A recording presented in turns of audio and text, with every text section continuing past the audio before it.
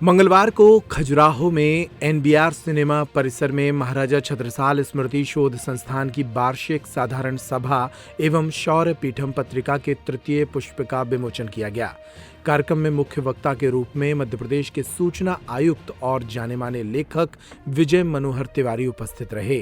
कार्यक्रम में मुख्य अतिथि के तौर पर कलेक्टर संदीप जीआर शामिल रहे।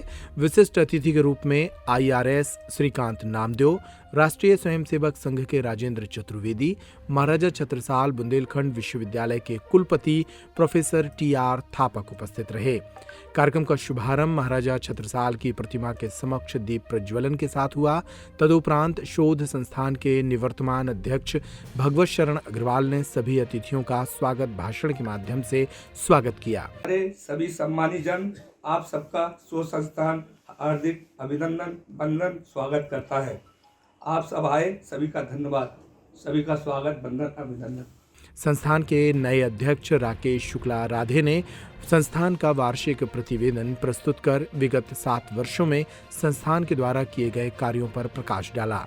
इस साधारण सभा में उपस्थित इस सभा के मुख्य अतिथि छतरपुर कलेक्टर श्री संदीप जीआर जी, मुख्य वक्ता श्री विजय मनोहर तिवारी जी, सूचना आयुक्त मध्य प्रदेश शासन।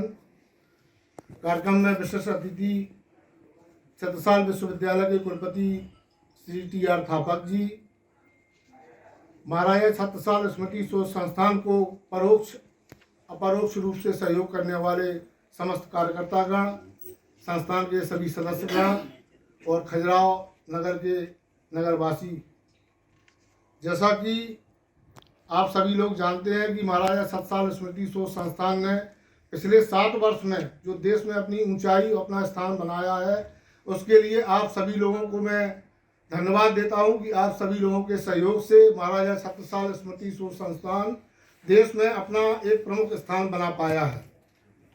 महाराजा छत्रसाल स्मृति शोध संस्थान के पिछले वार्षिक सभा में हम लोगों ने जो एजेंडा तय किया था कि उसमें जो वहाँ पर पार्क है, उस पार्क का सौंदर्यीकरण और उसका विस्तार करना, पिछले साधारण सभा में हम लोगों ने ये प्रस्ताव रखा था। पिछले प्रस्ताव में संस्थान की आर्थिक स्थिति को और सुदृढ़ बनाना, ये हमारे वार्षिक सभा का पिछले वर्ष का एजेंडा था। उस दोनों एजेंडों पर हम लोगों ने लगातार काम किया और वहाँ पर जो वार्षिक हमारी आर्थिक स्थिति है उसको हम लोगों ने और सुदृढ़ बनाया है। इसी तरह संस्थान के कोषाध्यक्ष अनिल अग्रवाल ने लेखा जोखा प्रस्तुत किया। अनुदान से 2,22,000 रुपये और विज्ञापन से प्राप्त राशि 4,80,000 रुपये और बैंक से इंटरेस्ट जो बैंक में मिला वो 3,859 रुपये। व्यय का ब्यौरा: मूर्ति निर्माण 75,006 रुपये, इसमें कुछ काम हुआ था, पॉलिश वगैरह। निर्माण व्यय 45,000 रुपये। स्मारिका व्यय जो पत्रिका गत वर्ष छपी थी 1,08,000 रुपये। कुछ फर्नीचर ऑफिस के लिए 41,000 रुपये। मरम्मत वाटिका हेतु 24,900 रुपये। कार्यक्रम समारोह आदि जो आयोजित हुए उनमें 97,500 रुपये। इलेक्ट्रिसिटी बिल 70,346 रुपये। फ्लैक्स आदि निर्माण हेतु 4,000 रुपये।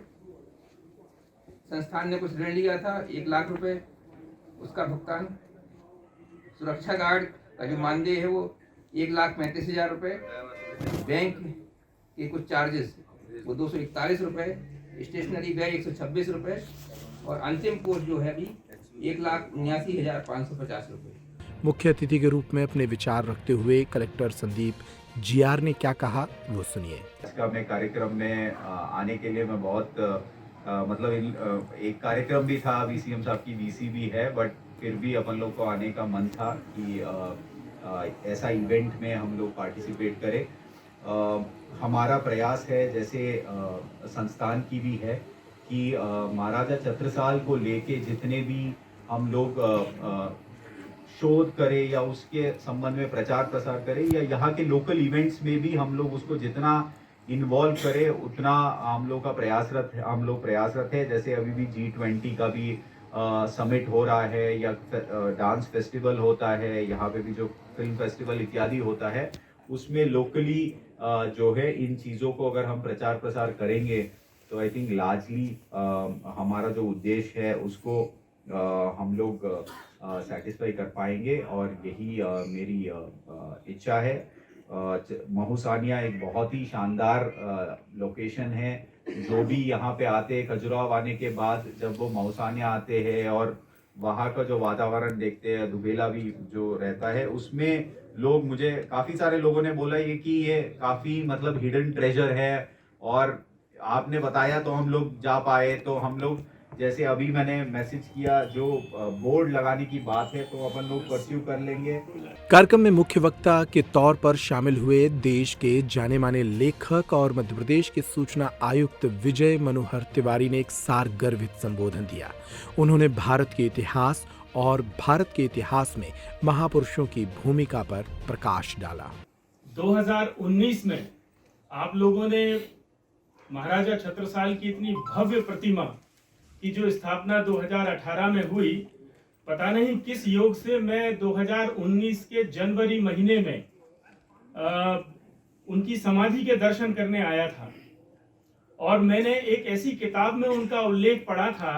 बुंदेलखंड में हम सब ने बहुत सारे ऐतिहासिक संदर्भ महाराजा छत्रसाल और उनकी वीरता के खूब पढ़े हैं, बचपन से हम सुनते हैं और पढ़ते हैं। लेकिन मैंने एक ऐसी किताब में पुणे में जो बाबा साहब पुरंदरे ने लिखी, और वो महाराजा छत्रपति शिवाजी पर वो किताब है, राजा शिव छत्रपति, ये उसका शीर्षक है और ये 2 खंडों में है और ये मूलतः मराठी में है, अंग्रेजी और हिंदी में इसकी लाखों प्रतियां बिकी हैं। इसके दूसरे खंड में उन्होंने महाराजा छत्रसाल का बड़ा मार्मिक वर्णन किया है।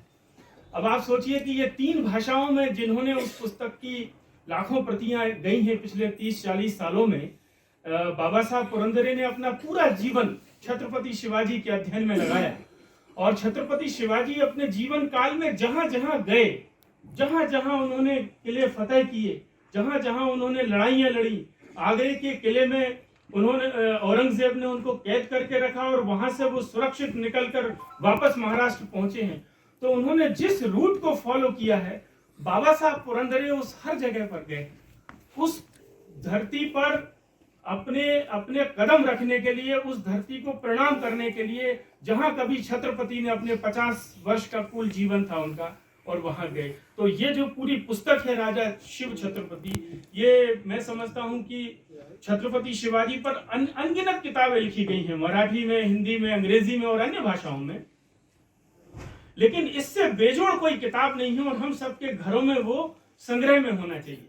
ऐसी किताब मैं आपको रिकमेंड करना चाहूंगा कि इतिहास हमारा किस भाव भूमि पर लिखा जाए, ऐसी प्रेरणा देने वाली वो पुस्तक है। आप जिस भाषा में भी अनुकूल हो, उस भाषा में वो किताब हमारे सबके घरों में होनी चाहिए। जब मैंने इसको 2018 में पढ़ा, इस किताब को 2018-19 में, उसको पढ़ने के बाद मैंने अपने बच्चों से ये बड़े अफसोस के साथ कहा कि मुझे ये किताब 25 वर्ष की आयु में पढ़नी चाहिए थी। मैंने बहुत विलंब से इस किताब को पढ़ा है और उस किताब में जब मैंने महाराजा छत्रसाल का उल्लेख पढ़ा, 4 पेज उन्होंने लिखे हैं महाराजा छत्रसाल की जो भेंट है छत्रपति शिवाजी के साथ, उसका विवरण है वो, और बिल्कुल ऐसा लाइव, जैसे आज अखबारों की भाषा में जो लाइव रिपोर्ट होती है, उस तरह का बड़ा मार्मिक विवरण है।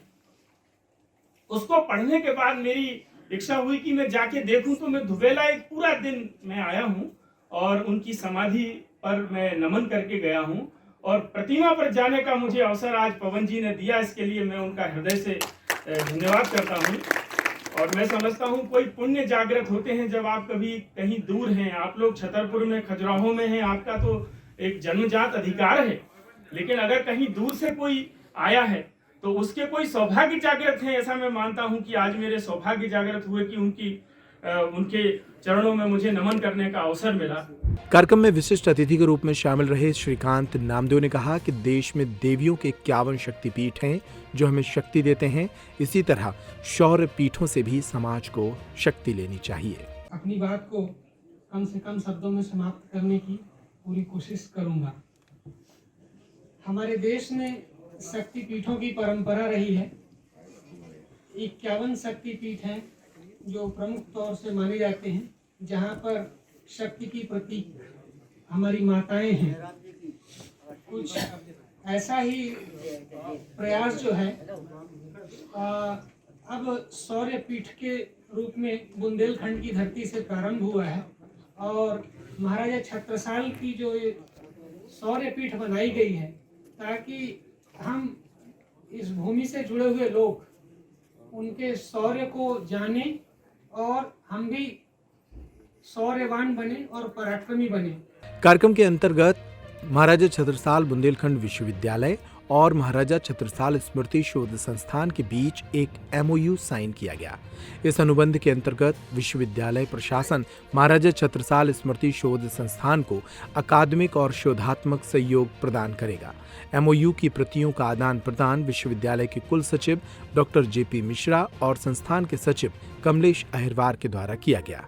इस कार्यक्रम के दौरान नमामि गंगे प्रोजेक्ट से जुड़े वरिष्ठ समाजसेवी डॉक्टर भरत पाठक, डॉक्टर नंदिता पाठक, RSS के विष्णुदत्त चतुर्वेदी, विभाग कार्यवाह वीरेंद्र असाटी, जिला कार्यवाह आशीष ताम्रकार, कन्या महाविद्यालय की जनभागीदारी समिति के अध्यक्ष बॉबी असाटी, विद्या भारती के डॉक्टर पवन तिवारी, प्रोफेसर पुष्पेंद्र खरे, पुष्पेंद्र प्रताप सिंह, डॉक्टर विनोद रावत, गोविंद सिंह बुंदेला, धीरेन्द्र शिवहरे, विनय चौरसिया, जयदेव सिंह बुंदेला सहित अनेक गणमान्य नागरिक उपस्थित रहे।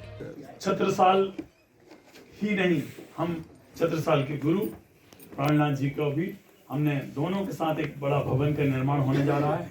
उसमें हम निश्चित ही हमारा दोनों में उसमें शोध का कार्य उसमें लगातार निरंतर चलता रहेगा। जो पुस्तकें हैं उसके लिए हम एक लाइब्रेरी बना रहे हैं जिसमें प्राणनाथ जी और छत्रसाल पर सारा साहित्य होगा और उससे संबंधित जो भी बातें होंगी वो हमारा विश्वविद्यालय पूरा करेगा। मैं आपको ऐसा इस मंच को भरोसा दिलाना चाहता हूँ। राधे जी ने अभी जो छोटी छोटी बातें कही हैं वो सारी बातें कलेक्टर के माध्यम से और सरकार के माध्यम से मैं आपको यहाँ से आश्वस्त करता हूँ। उसके लिए आपको बहुत प्रयास करने की जरूरत नहीं है, वो सारी चीज़ें पूरी हो जाएंगी। चाहे वो बोर्ड की बात हो, चाहे वो अन्य बातें हों, उन सबको कराने का दायित्व हमारा और हमारे मंच के सामने बैठे हुए हमारे अपने साथियों का है। इसे हम शीघ्र करा लेंगे। सौर्य पीठ पत्रिका के जो तृतीय पुष्प है उसके विमोचन के अवसर पर मैं इस छत्रसाल समिति और शोध संस्थान के सभी लोगों को जो संपादन मंडल है या जो कार्यकर्ता हैं उन सबको साधुवाद देता हूँ, उन सबको शुभकामनाएं देता हूँ। आपके अथक प्रयासों से हर वर्ष ये पत्रिका का प्रकाशन हो रहा है। इसके लिए पूरी टीम बधाई की पात्र है, धन्यवाद की पात्र है। महाराजा छत्रसाल स्मृति शोध संस्थान द्वारा जैसा कि हर वर्ष एक साधारण सभा का आयोजन किया जाता है, इस वर्ष भी साधारण सभा का आयोजन किया गया था जिसमें छतरपुर जिले के कलेक्टर श्रीमान श्री संदीप GR जी और सूचना आयुक्त विजय मनोहर तिवारी जी और श्री TR थापक जी कुलपति महाराजा छत्रसाल विश्वविद्यालय यहाँ पर आए, उनका मार्गदर्शन प्राप्त हुआ। संस्थान के संरक्षक डॉक्टर पवन तिवारी जी भी यहाँ पर आए हैं, उनका मार्गदर्शन प्राप्त हुआ। संस्थान के जितने भी सहयोगी लोग रहे हैं जिन्होंने परोक्ष रूप में या अपरोक्ष रूप में संस्थान का सहयोग किया है, वो सभी लोग यहाँ पर आए, उन सभी का धन्यवाद। और आगे आने वाले समय में संस्थान ने जो आगामी कार्य योजना बनाई है उसके लिए हम संस्थान के सभी पदाधिकारियों, सदस्यों एवं साधारण सभा के सदस्यों का आह्वान करते हैं कि वो सब मिलकर इसमें सहयोग करेंगे।